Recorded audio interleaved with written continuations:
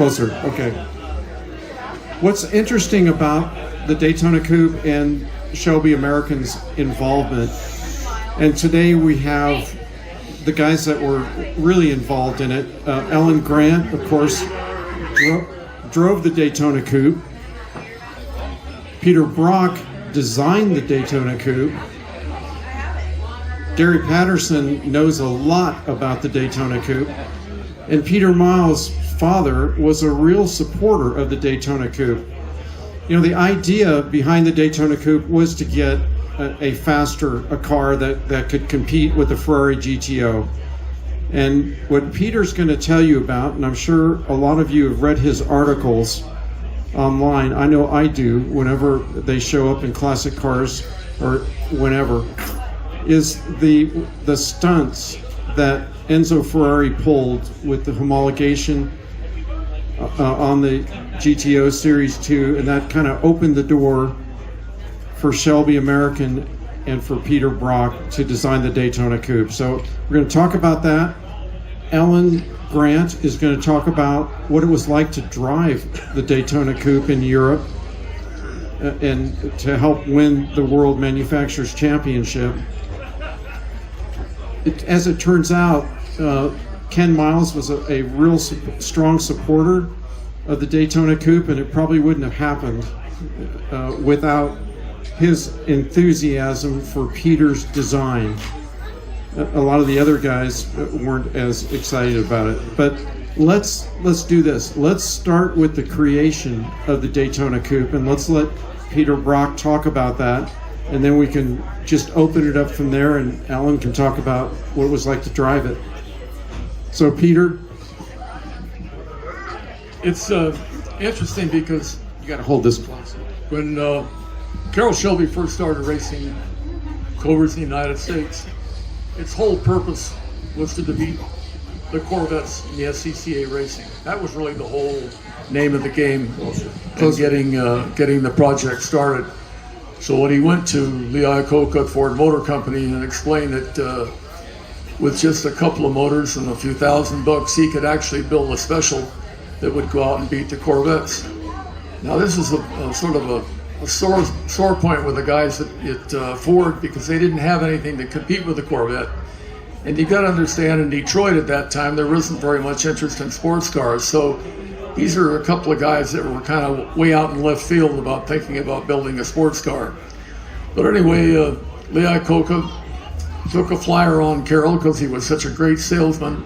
And Carroll came through with a combination of a new Ford engine that had just come out, a new lightweight Ford engine. It was actually designed for a pickup truck that was being built up in Canada, 221 cubic inch engine.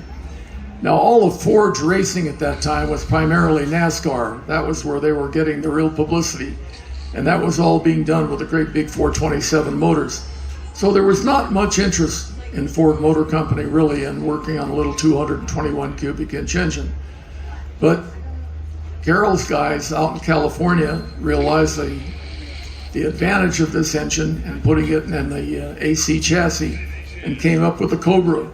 Now you got to understand, this is not a project that any Henry Ford was interested in or anything. This is strictly a kind of a handshake deal between Lee and Carroll, and the thing came out very successfully. So it made a hero out of Iacocca, and he was already vice president of sales. So it really motivated the whole thing of Ford going into what they call the total performance, so that they could back off in racing and compete in all areas, not just NASCAR, but they could get into drag racing, and now they could get into road racing, which is primarily interested at that time on the East and West Coast. So this would give them a lot more sales appeal everywhere. So that was really the beginning of the whole idea of how to put this car together, was just to race the Cobras in the United States, because there was no real chance of going to Europe. The Europeans were way ahead of what we were doing. You have to understand that here in the United States, we were running around on little 2.5 mile tracks, and our average speeds were seldom over 100, 120 miles an hour at the best. When you go over to Europe, you have straightaways that are almost 3 miles long at Spa and Le Mans. and the cars were running 180 miles an hour. And when you look at the dominance of Ferrari at that time, they had already won the World Championship with the Ferraris, 4 or 5 years in a row. They owned everything. They beat all the Jaguars. They beat the Aston Martins. They beat anything that Maserati or anybody came up with. So for anybody to think that somebody would come over from the United States with, of all things, an engine out of a pickup truck and be competitive was just absolutely lunacy. There was absolutely nobody even thought that this could happen. So there was nobody at Ford Motor Company that was interested at all in the project that I wanted to build, because they were all involved in building their own car, which was the GT40. So they had put a lot of money in that particular program. But the thing that they didn't really understand was that there was a whole complex of rules that were under the French FIA system, that you had to qualify so many cars, build so many cars before the car was actually approved for racing, which was called homologation. So you had to require to build 100 cars before the car could actually be considered a production automobile. But somehow they believed they could just, build this car and the French would accept it. They didn't understand all the intricacies of the homologation. So I was trying to explain this to Carol, that we had a huge advantage because the Cobra chassis had already been homologated, because AC had been building these chassis for quite a while. They'd already built well over 100 of them. So our chassis was legal. So I said, look, we can build this car for $1.98 over here in the corner and go out and be competitive with it. And Carol was very, very skeptical of the idea. He says, what makes you think you can design a car that's going to be faster than the world's fastest cars from Italy? And I said, well, I have some information on aerodynamics that actually was developed in the mid-1930s by the Germans. And I think I've got a shape that we can put on the car that will give us that kind of speed. And he was very skeptical. He said, well, he was interested, but didn't really idea. So he really relied on Phil Remington, who was our chief engineer, on the idea. Now, they didn't tell me, because my sort of status within the company at that time was not very high. I was about the level of a secretary. My main work was doing advertising work and that sort of thing. So the idea that their secretary could come up and design a race car was so far out that it was unbelievable. So anyway, he talked to Phil, and Phil said to him, this is a ridiculous idea. What I didn't know is that they had been invited over to England, because our team at Shelby American, our mechanics, had developed that little 229 engine, a 221 engine into a 289, and developed it for the Cobra. So for over 2 years, they'd got this engine up to a very high degree, and it was perfect for a car that was being designed in England by Eric Broadley, and it was called the Lola Mark VI. And there were only 3 of these cars built, and the only guy that was smart enough to pick up one of them was Alan Grant. He owns that car, and in my estimation, it's one of the most, for its time, it was the most advanced automobile ever done in the world, and it set the template for everything else that was done. There was, as many of you know, there was a plan by by Henry Ford to buy Ferrari, actually, to buy the entire factory and to increase his sales in Europe by having Ferrari build the cars, and he put the Ford name on them and race them in Europe under the Ford name. So that was a sort of a major plan for him. They went over that. He sent his minions over there, and they went through the factory, and they figured out what the cost of everything is and the value of it and what it would cost and everything. They made an offer to Ferrari to buy the company for about $12 to $15 million, depending on who you talk to. And they sort of made an agreement that was going to happen. Ferrari wasn't going to, no way that Ferrari was ever going to sell that car to the Americans. He was really trying to raise the value of it and get Gianni Agnelli at Fiat to buy the company. And by putting this offer in front of Agnelli that Ford was going to buy Ferrari, he got Agnelli to put up the money and buy Ferrari and said, and this of course really, really infuriated Henry Ford. He said, he wasn't used to having people tell him what to do or how things were going to be done. So he was so upset, he said, we'll build our own damn car, and we'll go out and we'll smoke these Ferraris, and we'll do it at Le Mans. So that was the whole plan. So in looking around what was going on over in Europe and who the best designers were, they'd already worked with Colin Chapman on designing the Indy car for 500, and didn't want to continue quite working with Colin Chapman because they found him a little difficult. It had been successful, so they turned that down. And then there was the possibility of working with John Cooper, because John Cooper was building some very successful little sports racers, mostly with about 2.5-liter Climax engines in them. But that size, they could put a Ford in it and build those cars. So it was a nice little sports racer, but it was not a GT car. Henry Ford wanted to build a car that they could sell in quantity. So they wanted to build a GT car. It had to be a production car. And to qualify as a production car, you had to build at least 100 cars to qualify. Well, if you know anything about designing and building cars, you don't do that overnight, because even if you get the thing built, it's going to take you several months to develop the car and test it and get it out there. So from the time that they thought they were going to do it and have it for the first race in 1964, it was impossible. Absolutely no way they were even going to get the prototypes done during that period of time, much less build 100 cars. They didn't even if Ford even realized this. And I went to Carroll and I said, look, we have an opportunity here with a legal chassis, and I'll put a new body on it. We can build it for nothing, and we can be competitive with them. As I said, they were very, very skeptical about it. And nobody in the shop was really very interested. But anyway, he said, well, okay, why don't you make a presentation to everybody in the shop and see what they think about it. So I drew the car up the way I thought it had been, and I got to give you a little background. I had done some design work for General Motors in designing the Stingray, so I knew a little bit about automobile design, but nobody in Shelby American knew that I had been a car designer. They thought I was the guy that did the advertising and designed t-shirts and stuff for them. So I drew the whole car up and made a presentation to all the guys in the shop.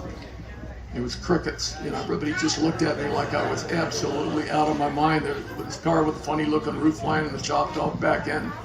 They'd never seen anything like that. And the best cars that they'd even seen were all Ferraris that had kind of tapered back end zone. So there was absolutely no support from anybody in the shop at all, except for one guy, and that was Ken Miles. Because Ken Miles had enough experience in history, and he knew what had gone on, had grown up in England, had seen what the Germans had done, and realized that they had been doing some work on aerodynamics in the mid-1930s. Now, strangely enough, at the end of World War II, the Allies had gone in and they copied every technical paper they could find in Germany at that time, and they happened to copy this treatise that was written on aerodynamics in the mid-30s, and they copied that down, and they made a copy of it. It was like 8 pages of mimeograph pages, and sent one copy to every automotive manufacturer, and everybody of course looked at it, and it was in German with some graph papers and stuff on it, and they just, no matter what they did with it.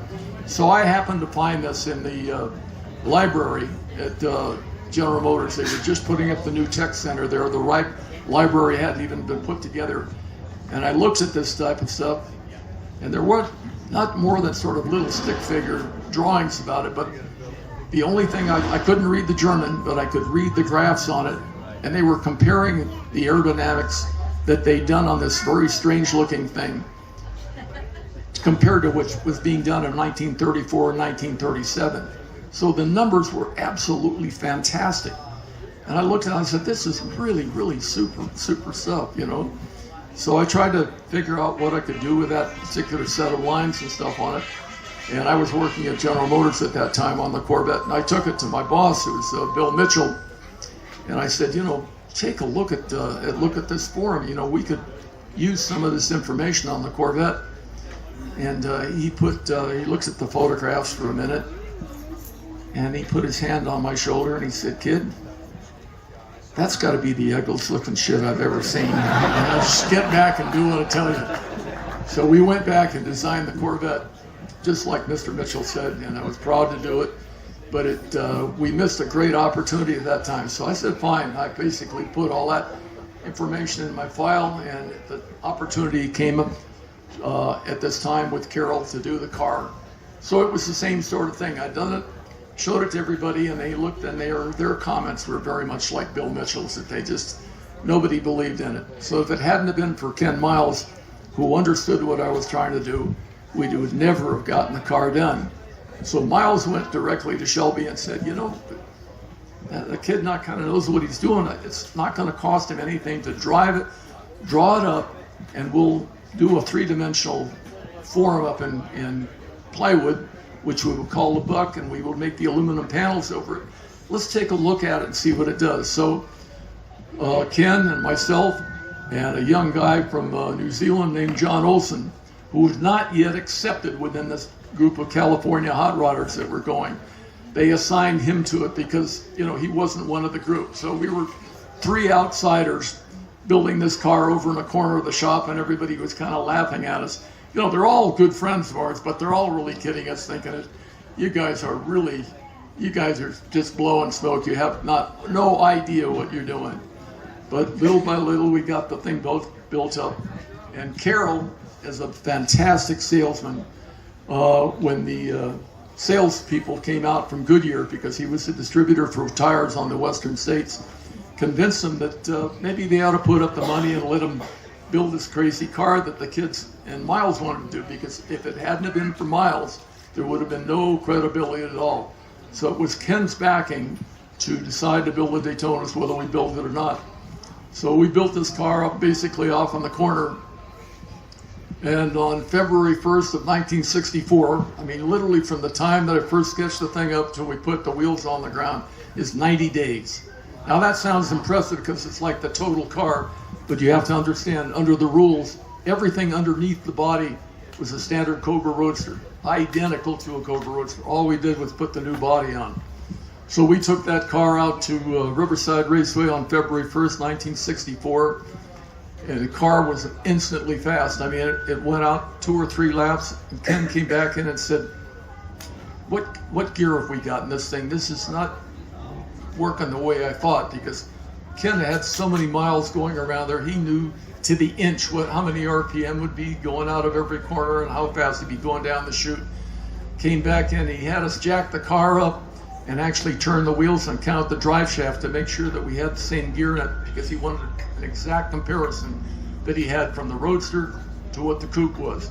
And it turned out it's exactly the same. And he says, damn. He goes back out there and he says, okay, put his foot in it. He's 3.5 seconds a lap faster. Now, if you've ever got 2 or 3 tenths of a second on a track, that's a really big jump to get 3.5 seconds a lap. And then we figured out how fast we were going down the back straight. We were going down a little bit over 180 miles an hour. He parked the car and he says, we need some more work on this thing. We need some bigger tires on it. But he went directly up, called Carol back in the shop, told him what we'd done. Says, here's the lap times on it.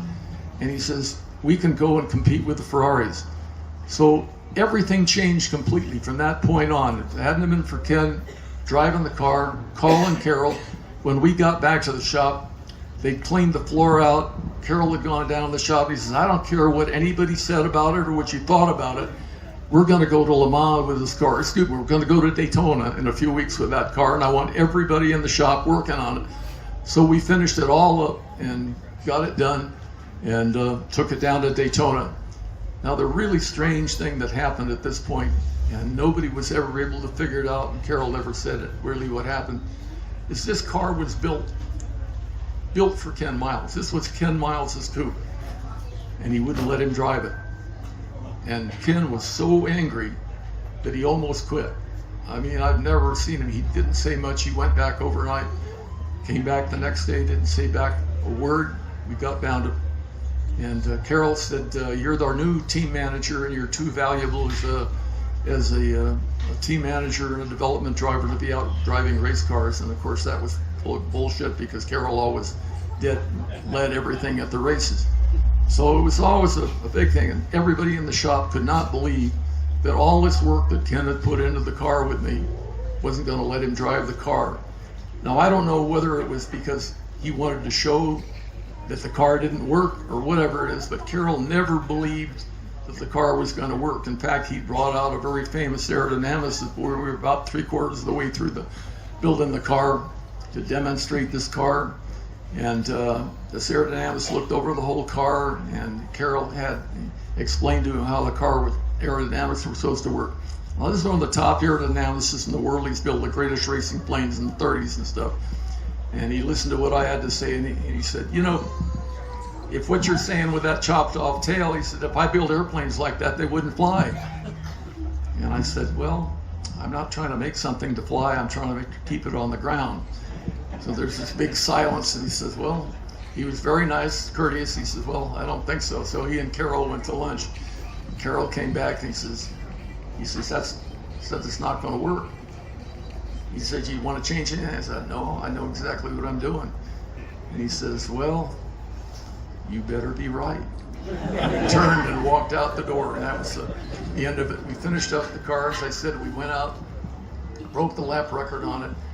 Carroll instantly changed his mind on that whole thing, and we went to Daytona with it, and he put both Davey McDonald and Bob Holbert in the car.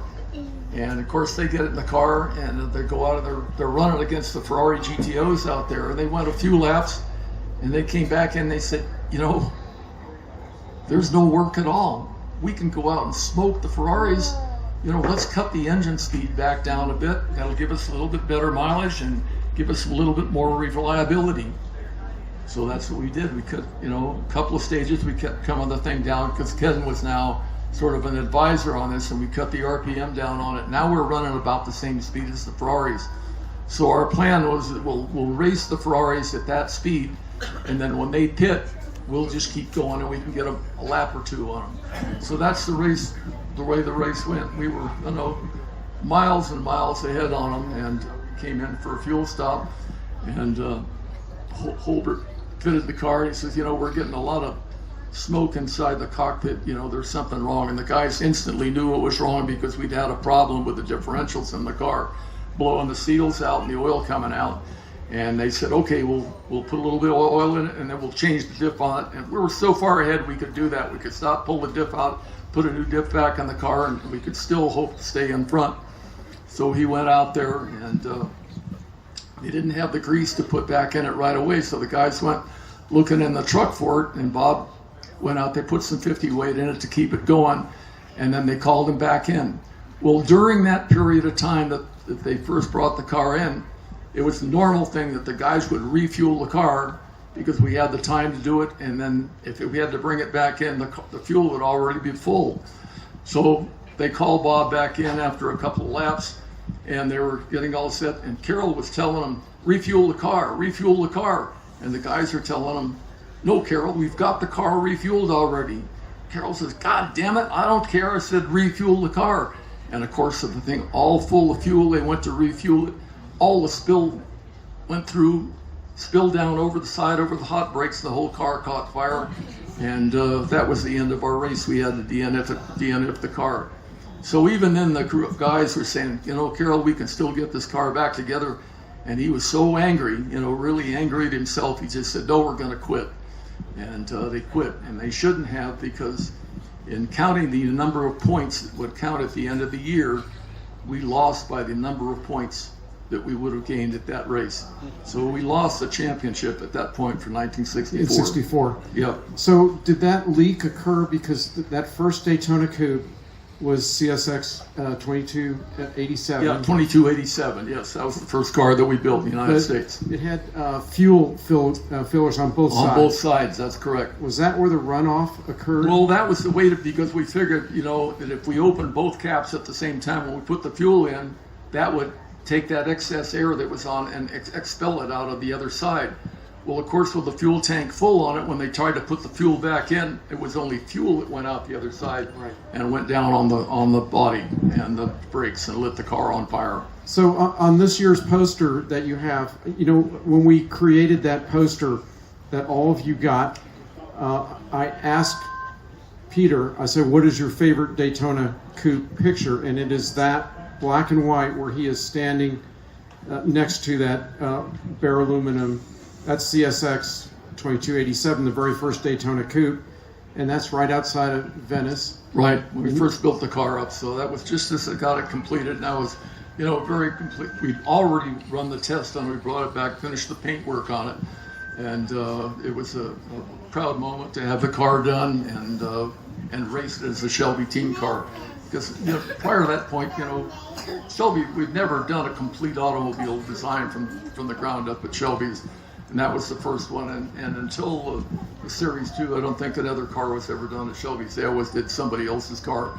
The main value of the guys at Shelby American was the team, the skill that was on all the mechanics led by Phil Remington. They were the greatest bunch of guys in the world, and they could do anything, and that was the main reason that we were successful as we were.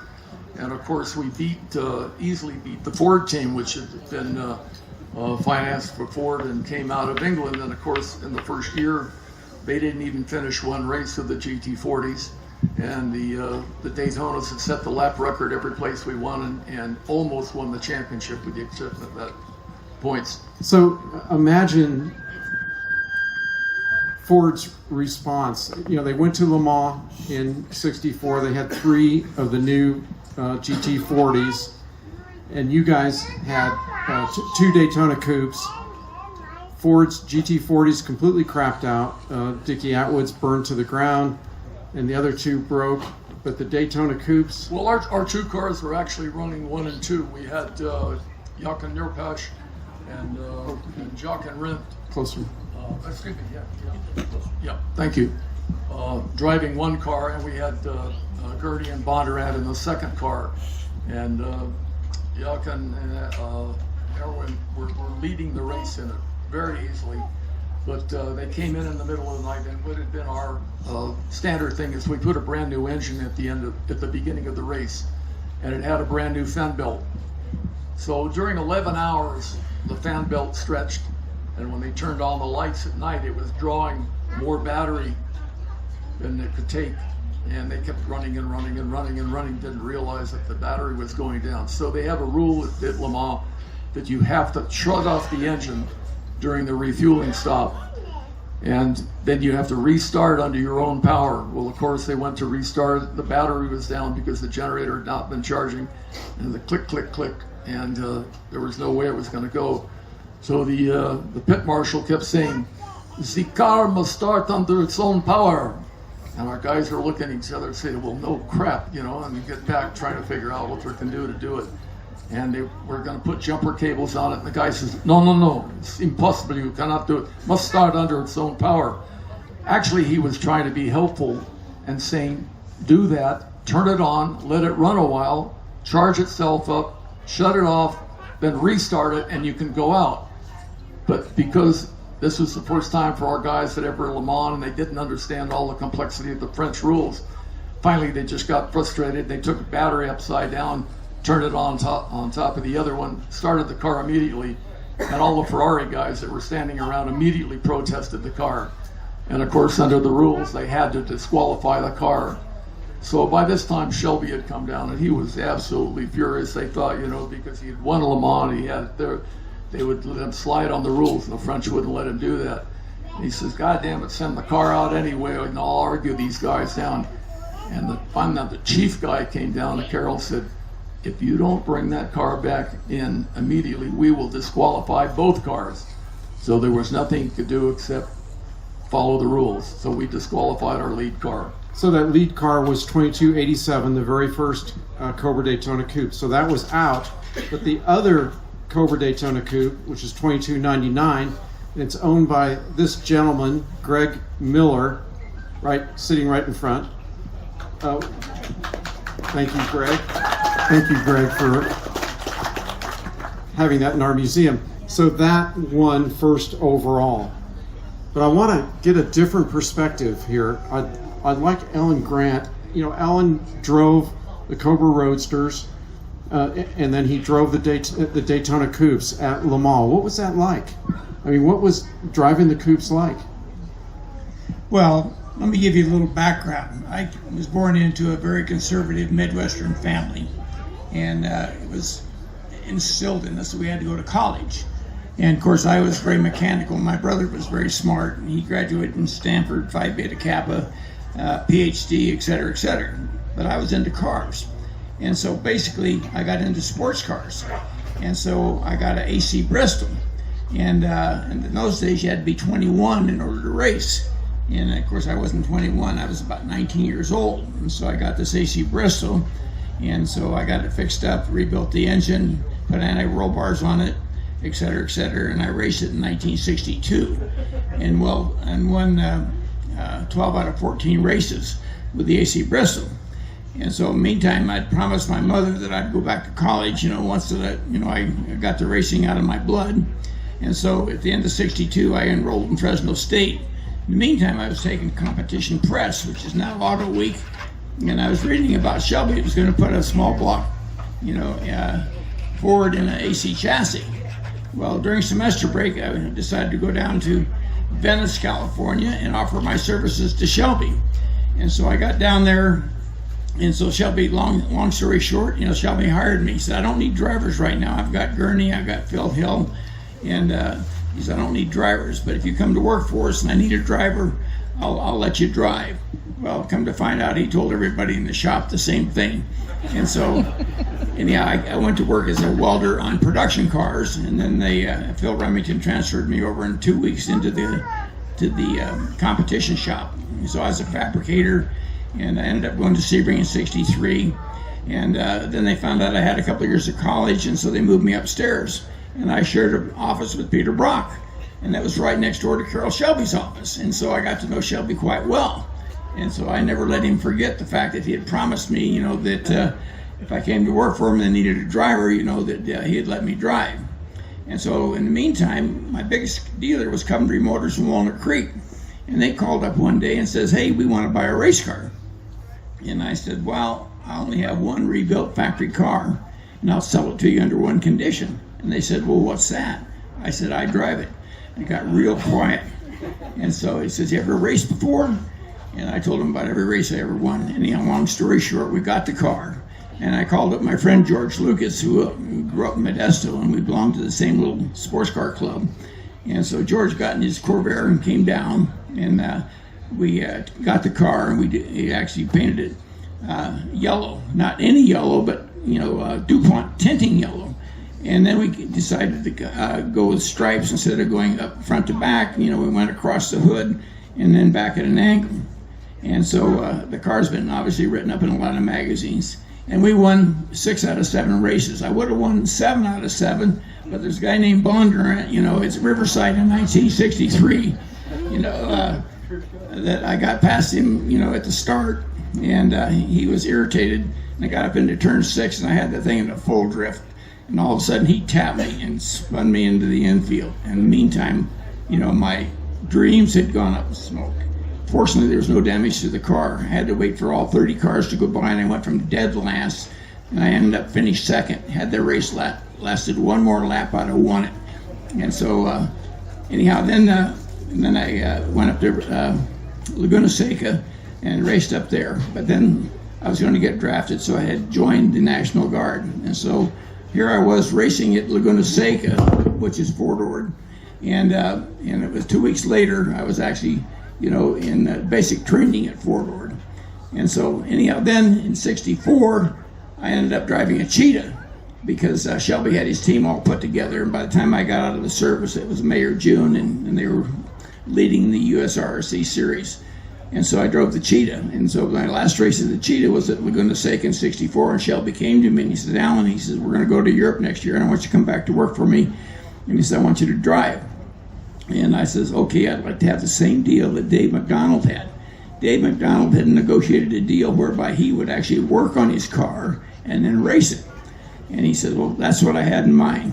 What he really had in mind is he could get a driver and a mechanic for the price of a mechanic. And so I went back to work for Shelby. I think it was in November of '64, yes. And so one of the first jobs was to go out to the airport, and the 4 Daytona Coupes were coming back from the Tour de France in Europe. And so John Morton and I and another guy went out to the airport to pick up the cars. And so I knew from Peter that they were all a little different. And so I picked the one that had the right lines on it, and CSX 2300.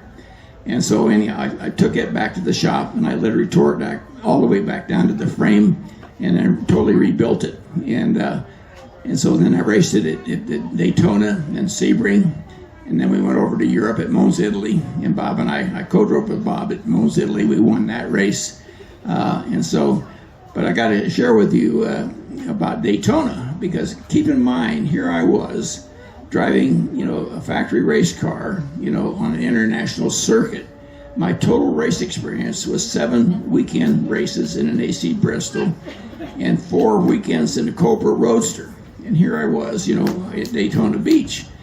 And so in the meantime, I kept talking to Phil Hill. I got to know Phil Hill quite well, and Dan Gurney, and everybody was very gracious. And I says, they were saying, can you go into turn 3 full throttle? I said, oh, absolutely. So anyhow, I was one of the last to get into the car.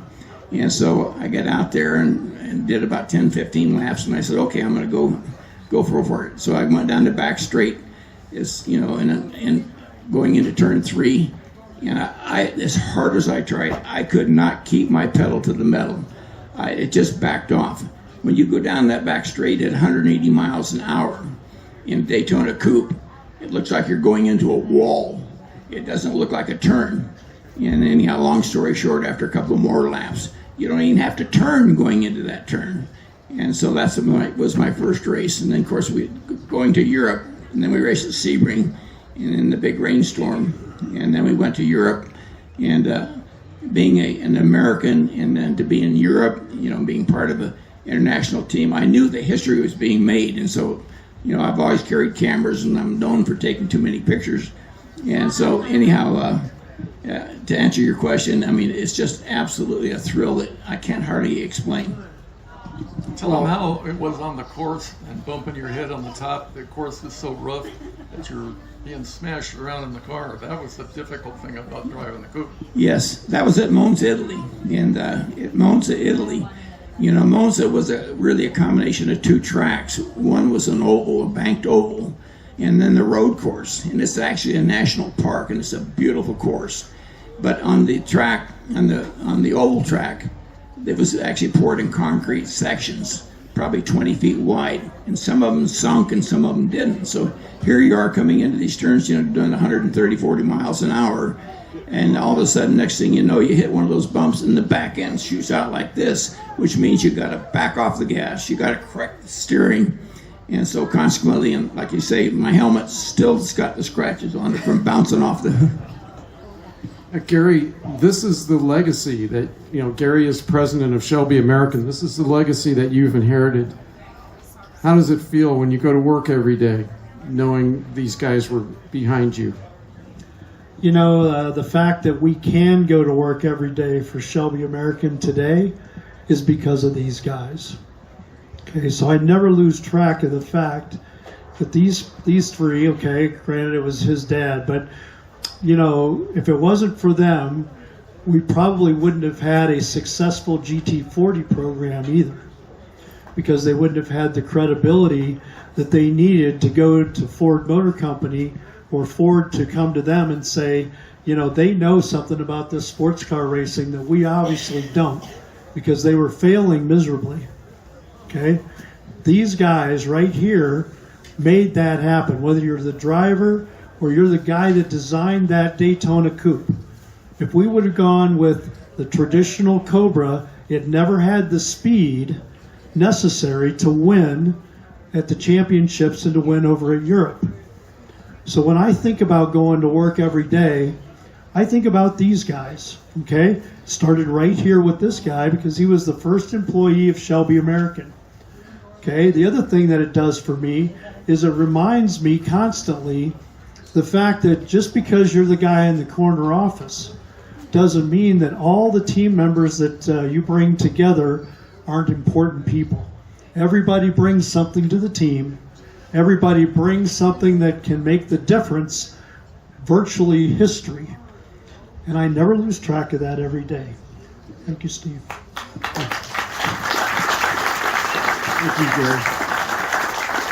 So, Peter, your father was so instrumental in Shelby American, and in this case, we're honoring the Daytona Coupe, and it never would have happened. Peter's design never would have come to fruition unless your father, Ken Miles, had believed in what Pete was doing. What is your perspective on that? I mean, your father changed history. I lost my voice. I can't talk. Sorry. Okay, Let me say this. we'll accept that. Without Ken Miles, we never would have had cars. It was Ken that really convinced Carol that we should go ahead and do this impossible job, and then went out and proved it on the track. So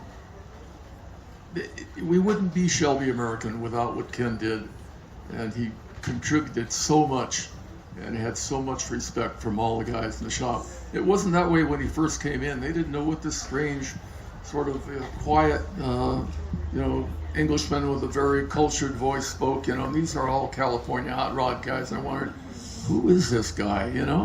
So there wasn't much really understanding. But boy, when he got in a race car, everything changed, and the respect there for Ken was just over the moon. So he went out in cars that they bought in the top NASCAR drivers when we were developing the Mark IIs and Mark IVs. They went out and I thought that was going to be the hot guy.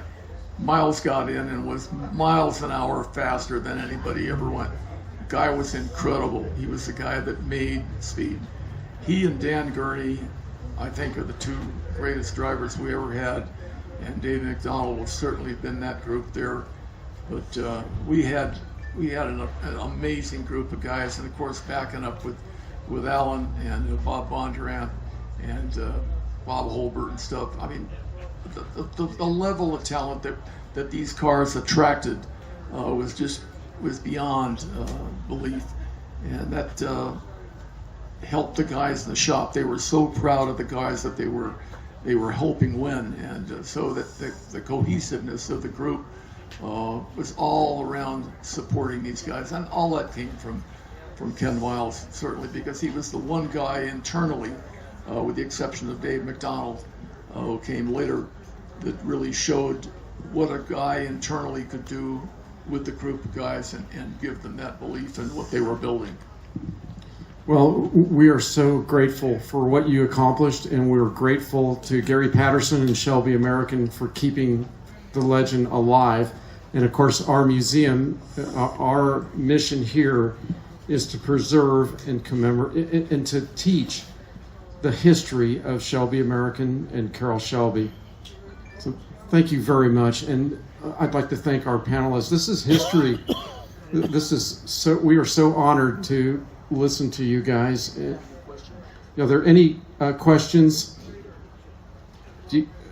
Okay, right here. Can you just give us a quick history of the Wilmot Coupe and why that was different than the other ones? The question is, could you give us a quick history of the Wilmot Coupe? The red, it looks like a Daytona, but it's a great story. Or is it the same? Maybe it's the same. Oh, it's really a great story behind that, because our crew chief, John Olson, built that car pretty much from memory. As you remember, there was a huge fire at Daytona, and he went back to England because he was pretty badly burned. So when he got over there, of course, the English knew what we had done with it, and John Wilmot, asked him to, said, "Can you duplicate that car for me?" Because they couldn't get one from Shelby. We just simply didn't have enough guys to build a car. So they decided to build a car on its own. And of course, all the ideas that we had to improve that car never got happened. It was many, many compromises. The Daytona never was finished the way that I really wanted to do it. So a lot of those ideas sort of John Olson took with him and put into the Wilmot Coupe.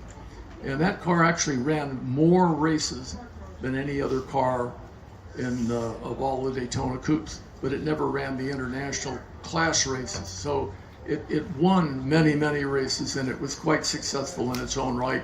Ran down in South Africa and a lot of club races in England and everything. So it was amazing that John literally built it from memory and tried to make the improvements in it that really started on it. So it's an amazing, amazing car. Any other questions? Good. We're going to have a quiz, about another hour, and we'll see who wins. Okay. Well, I want to. Oh, question? Mr. Brock, wasn't the dimensions of that Roman coupe, especially around the roof area, that's quite different from the ones that were made by Shelby American? The question is the dimensions, especially the roof structure, are very different than a Daytona Coupe. Is that correct? Yeah. The first car built, 2287, was built pretty much to my plans on it.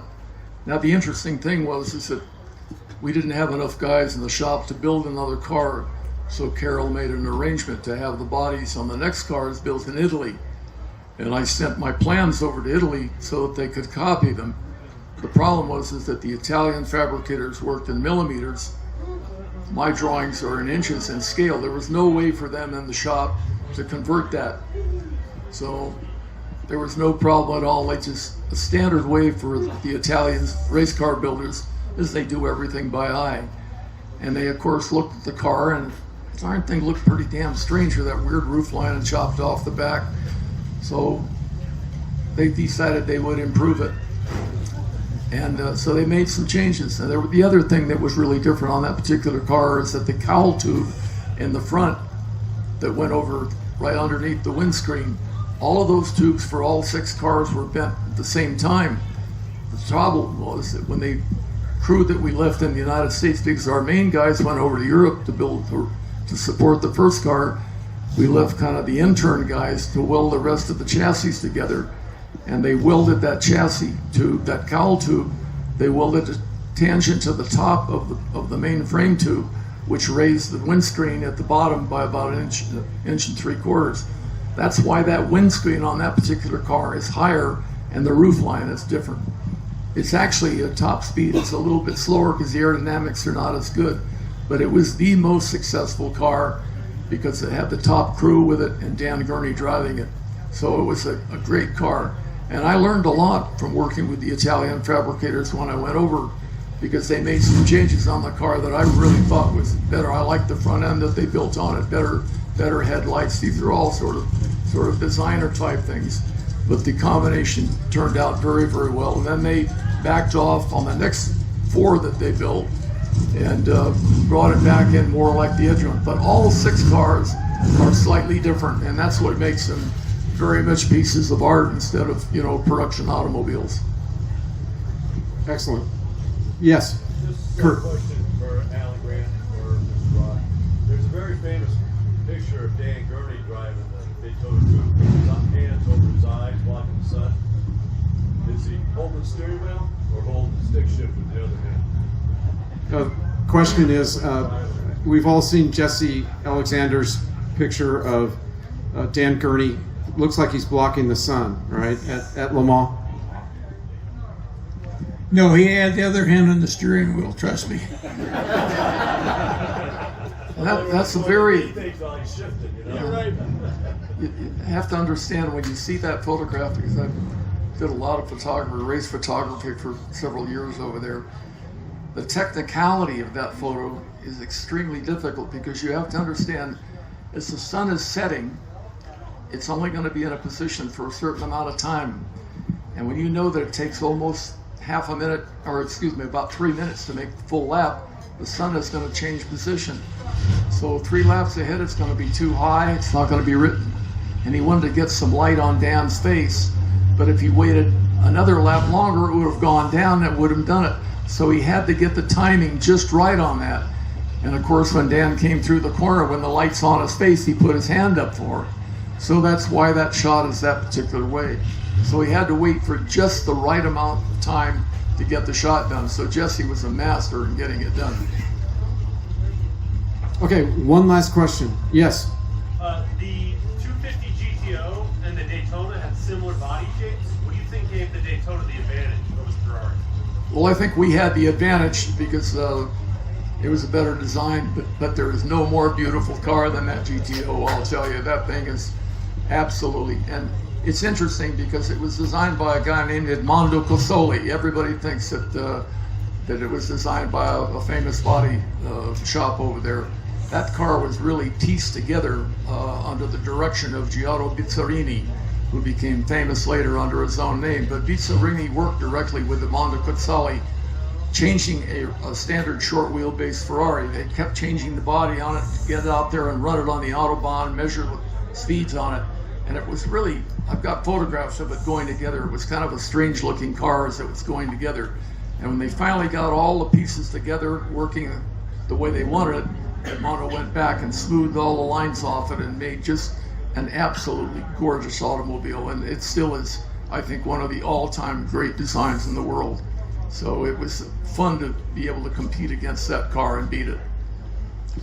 So I think that's going to wrap up this session. I do want to just mention a few announcements. The first thing is about the museum. We are expanding. We are acquiring the building across the parking lot, the Precision Plumbing. So when you come back next year, we hope to have that open. And you probably noticed when you went through the museum, we're a little crowded, a little tight, but we'll be able to move some of the cars over. We want to expand our theater and just have a better venue for you. And as long as you guys keep coming, and we're very grateful that you're supporting us, we'll keep going. So thank you very much for coming to our 27th anniversary.